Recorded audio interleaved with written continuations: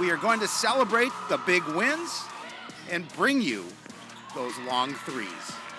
Red is ready to support all Cardinal sports. Another win for Hayden, and the girls advance for a huge matchup. Sports Night is next. Hello, everyone, and welcome to Sports Night. I'm Joe Young. And I'm Howie Schreiber. You're a little lamp tonight. Yeah, it is a huge matchup that we come out, the CPCR in their 8th year just finally beat Maple Grove for the first time this season. However, they were put behind them in the seedings. They were. And now a chance to really see who should have been number 2 in the semifinals. Yeah, it'll definitely be interesting, and I know Coach Gutty is very excited for this matchup, and he's ready. I think the girls are ready. That's the biggest thing is the girls go in with confidence and know they absolutely can beat this hockey team. You bet. So the girls team, as we talked about, went into the postseason with a little bit of a chip on their shoulders after beating Maple Grove for the first time ever during the regular season. CPCR was seated behind the Crimson in the tournament. So they were a 3 seed, and they were fired up when they took on 6-seeded Osseo Park Center on Saturday. CPCR dominated the regular season meeting between the two, and they look to do the same in the playoffs. Early in the first, Semling shot is blocked. Lily McKenzie's on the doorstep to poke it home. CPCR on the board exactly 6 minutes in. Top line is likely the best in the co-op's history. Another example, Semling pokes it into the corner. McKenzie will play it back to her behind the net. She finds Sydney Bernovic crashing the slot for the tip. It's a 2-0 lead, CPCR after the first. They outshot Osseo Park Center 16-4 in the first and 50-10 in the game. Their lead gets smaller in the second. That's the only goal of the second.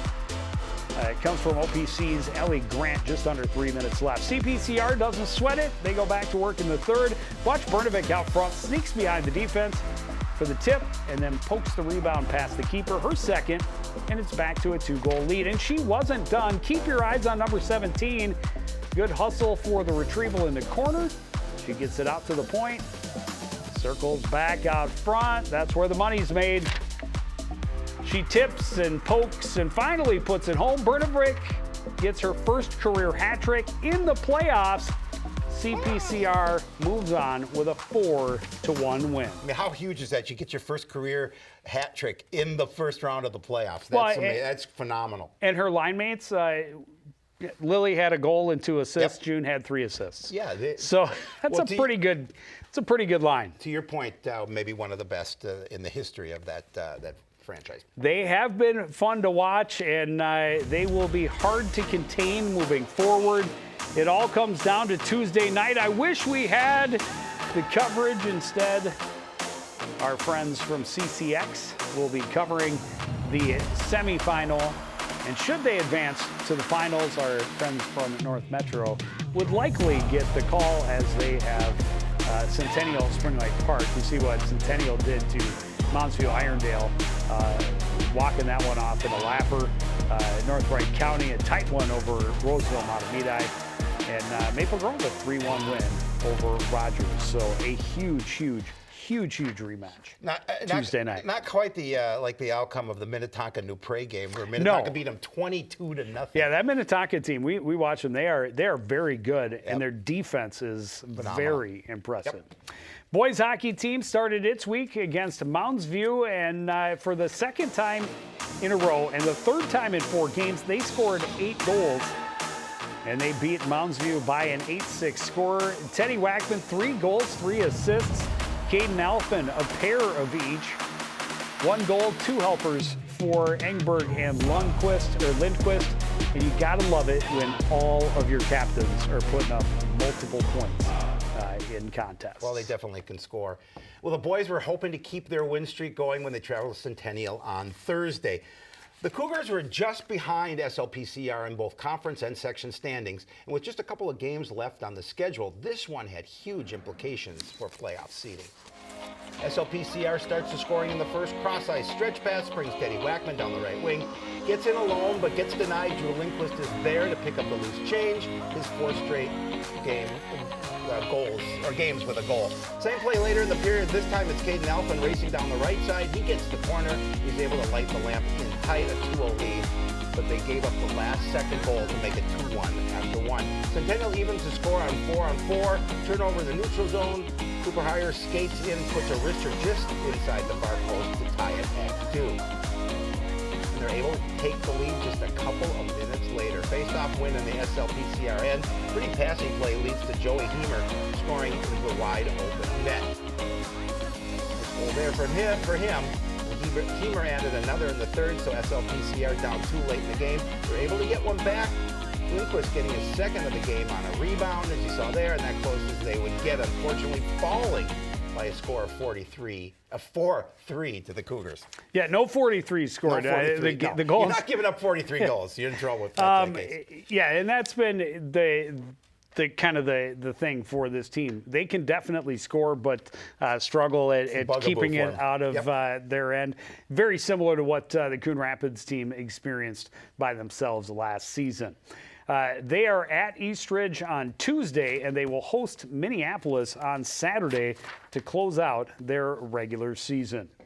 Wrestling team, a couple of duels back-to-back last week. On Thursday, they were in Osseo, and they beat the Orioles by a 42-30 score. Look at all the pins. Zhang at 107, Chang at 114, Ribeiro at 127, Bridenstine at 133, Kostic at 139, Ebrelidze at 160, and Califoot at 189.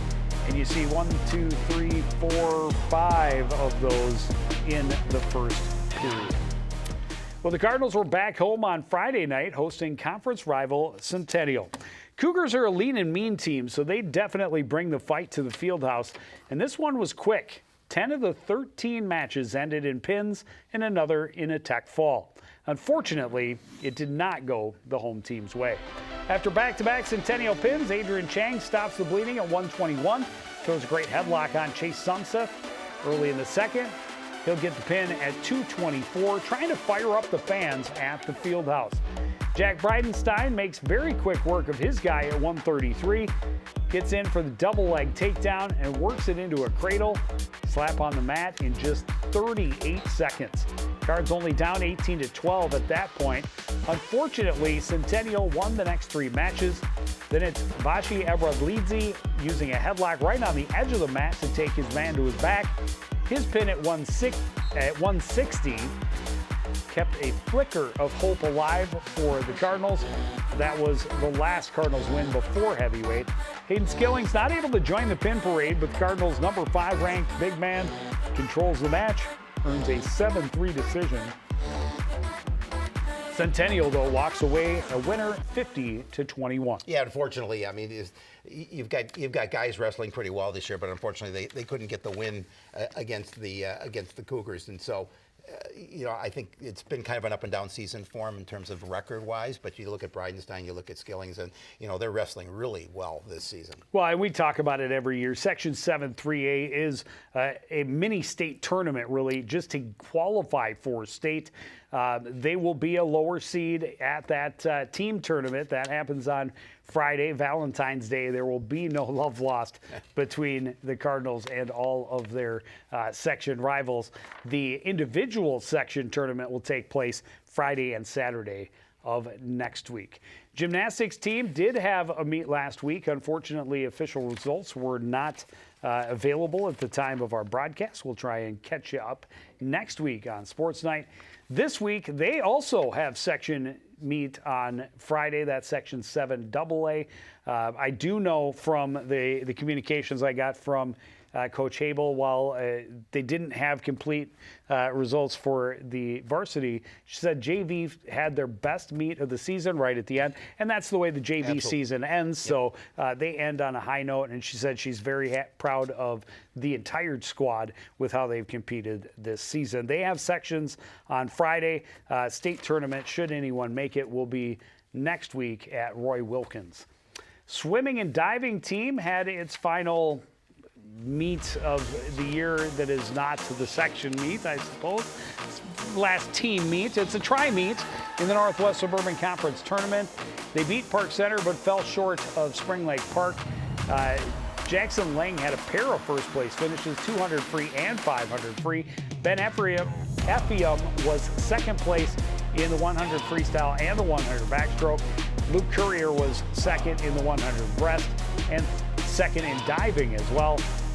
Wendling finished third in the 200 IM, as did Carter Ling in the 50 free. And the 200 freestyle relay team took first place with a time of 1:41.14. Now the taper begins for the Coon Rapids Totino Grace squad. They have the section tournament the 27th of February through Saturday, March 1st. State meet will be the following week at Gene K. Freeman Aquatic Center on the campus of the University of Minnesota. Yeah, I like it. I know the coach is saying that they're really happy with their efforts and in what they do. I know you had talked about that as well, and so that's important.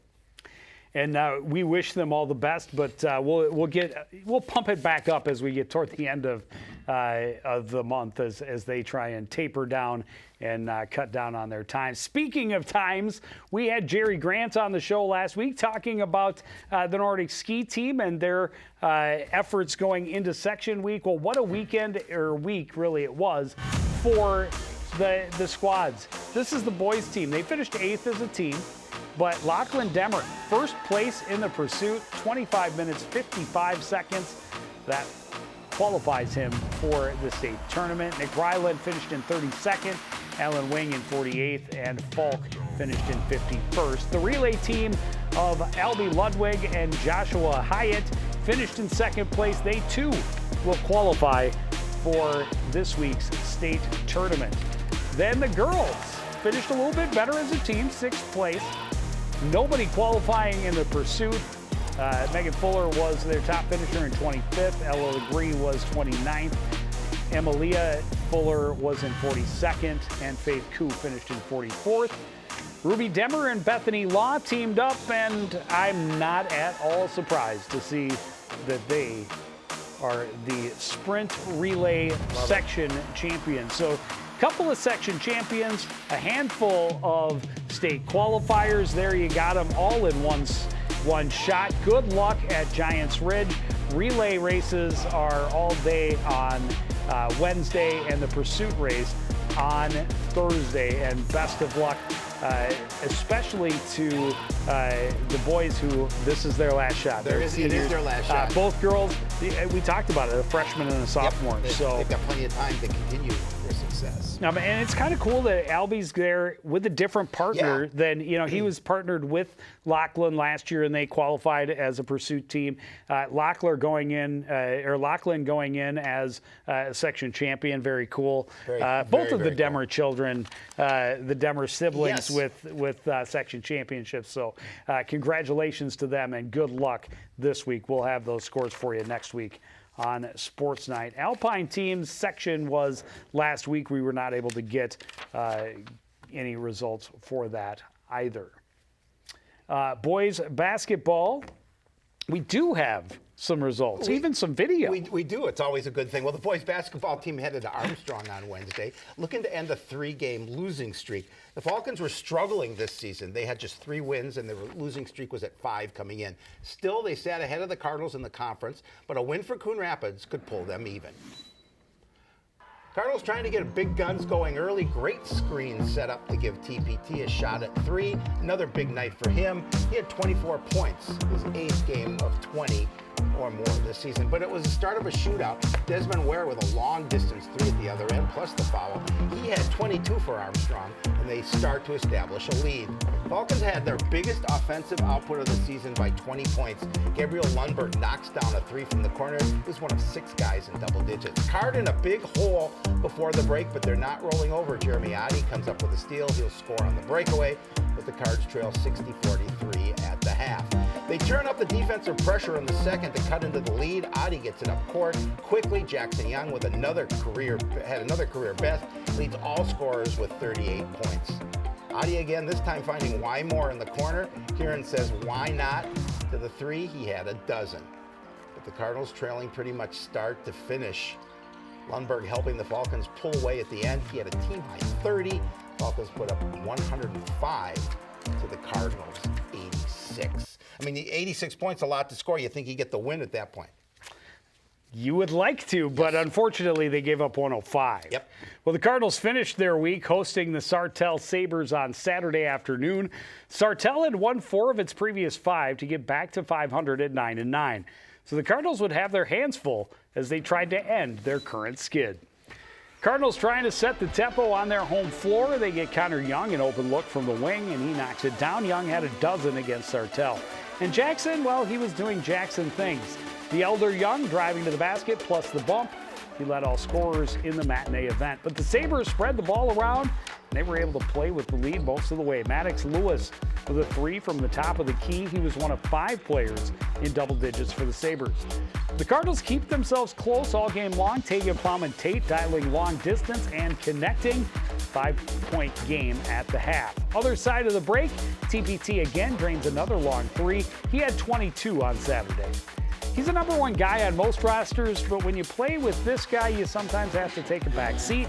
Jackson Young flying in with 2 more. He had 33 against the Sabres. Unfortunately, wasn't enough. Sabres slashed through the Cardinals' defense. Andrew Nelson scoring in the low post. He had a team-high 20 points for Sartell. Cardinals couldn't contain his combination of size and skill. Nice spinning fadeaway late in the game.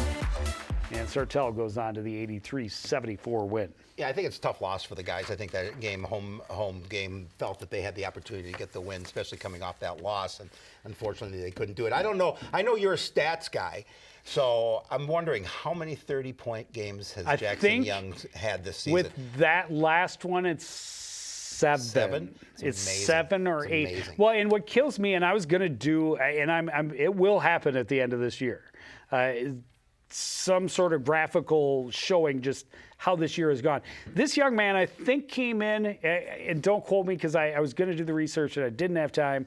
I believe he had scored 33 twice coming into the season. Right. Those were his career bests.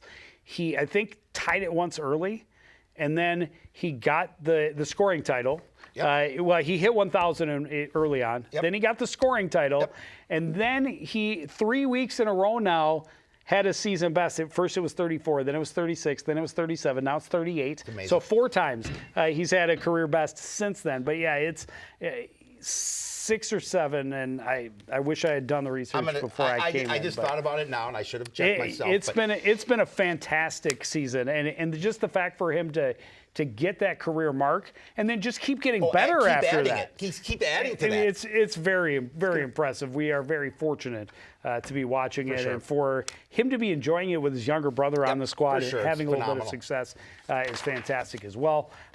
They host Blaine on Thursday, and Howie. We'll be there. They're at Duluth East on Saturday, and Howie. We'll not be there. No, we will not. I almost said it. Well, the girls' basketball team had another tough test last Wednesday when Armstrong came to town. The Falcons were just below 500, but they had won back-to-back games, and they were looking to stay hot against the Cardinals. Coon Rapids came out strong, but unfortunately couldn't keep the Falcons from flying away with a win. Cardinals cash in on a turnover early. Aaliyah Graham fires it down court. Callie McGrain finishes on the breakaway. She gets the bucket and the foul. She's one of 4 Cardinals in double digits. Midway through the first, great effort underneath from Mackenzie Costigan. She kicks it out to Jakaya Palmer.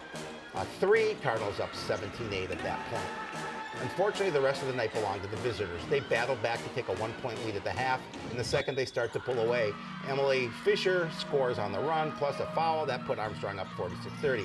Cards trying to battle back. Rochelle Cooper was limited by foul trouble, gets that steal and the bucket as you see there.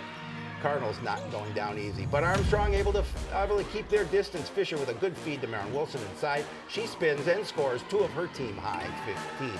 Falcons keeping the pressure on with time ticking away. Fisher finds Anna Smelzler with an open look from the corner. Her 3-pointer pushed the lead back to 15 and 5.5 to play. Cardinals on one more strong push. Palmer with a long 3. She had a game-high 17, but the Cards got back within 8, but couldn't erase the big deficit in the second. They're going to fall by a score of 65-62. Yeah, it's tough. 13-point loss that they felt they could have made better, but I thought they played a really good game. And I really liked the fight after they had fallen behind. I they agree. cut back into that lead a couple of different times. And don't forget, this is a team that isn't going to lose a minute of playing time to graduation. And then to see Costigan, who we'd not really seen Just before. gonna say that. She came in and played some valuable minutes, just a freshman. Played strong. Played good, strong minutes down low. And they need that. But the consistency is building, and the consistency and their quality. I mean, they have some depth. They've got a lot of good numbers. It'll be interesting to see what they can accomplish next year, because they are primarily a junior team. So the girls next year, I think, are going to be very hungry. Well, yeah, and granted, they were down by just a point at the break in that game, and I really liked the momentum that they had, and I thought they were going to be able to carry that over into the second, but it just Armstrong appeared to be a little bit too much for him, but it still was a close contest. Yeah, but it's coming. It's one step at a time. Absolutely. They did get a win on Friday night. They traveled to Cloquet, beat is that the Lumberjacks, the Cloquet, right?